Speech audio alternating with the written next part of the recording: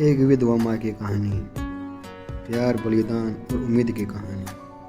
किसी समय की बात है, पहाड़ों के बीच एक छोटा सा गांव है जिसमें कविता नाम की एक औरत रहती थी।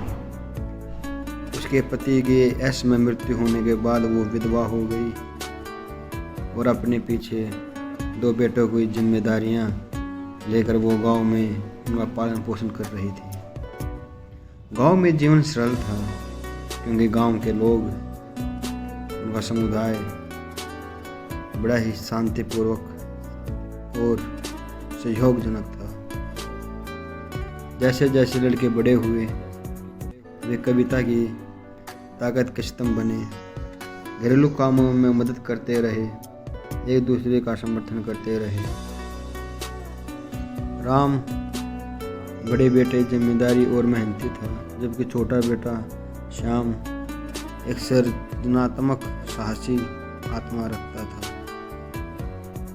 हालांकि किस्मत ने परिवार के लिए भी योजनाएं बनाई थी।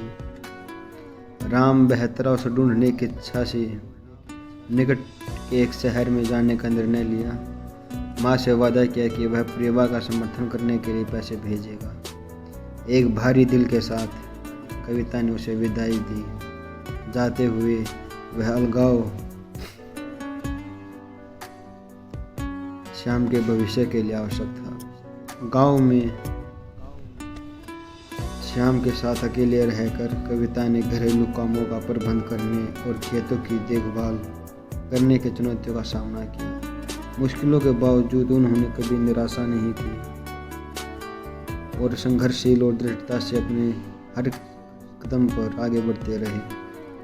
उनके बेटे को प्रति अटूट प्रेम ने उनकी आत्मा को पोषित किया, उन्हें हर दिक्कत का सामना करने के लिए प्रेरित किया। इसके बीच शहर में राम ने स्वयं को कठिन प्रतिस्पर्धा शहरी मंजिलों में काम किया। उसने कारखाने में नौकरी पाई और अंधेरे से लेकर सुबह तक वो दिन रात काम करता रहा, मेहनत मजदूरी करता रहा। उसकी कठिन दिनचर्या के बावजूद उसने कभी माँ के प्रति अपना वादा नहीं भूला।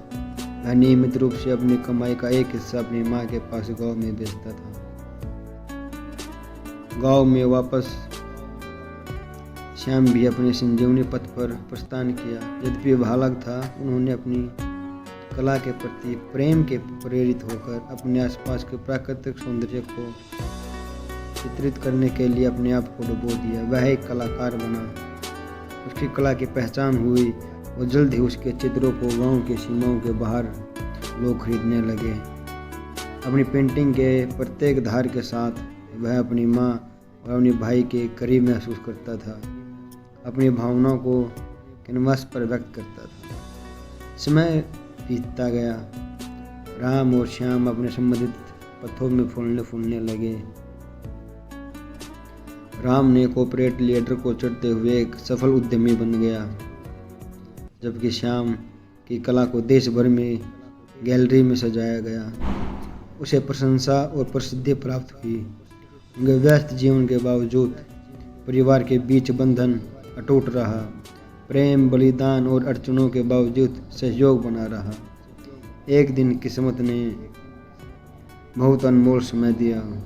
राम और श्याम गांव में लौटे।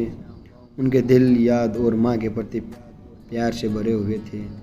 जब वे कविता को गले लगाते थे, उनका अभिवंदन करते, तो उनकी आंखों से आंसू बहने लगे, क्योंकि उन्हें पता था कि उनकी यात्रा उनकी माँ के प्यार, मार्गदर्शन के बिना कभी पूरी ना होती। साथ में वे एक पुराने बरगद के पेड़ के छां के नीचे बैठे अपनी सफलता और कठिनाइयों की कहानियों को एक दूसरे को बताते, जीवन के बंधन का आनंद लेते।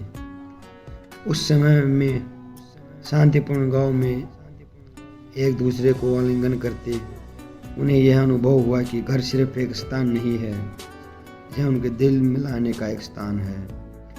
एक माँ के अटल प्रेम और परिवार के अटल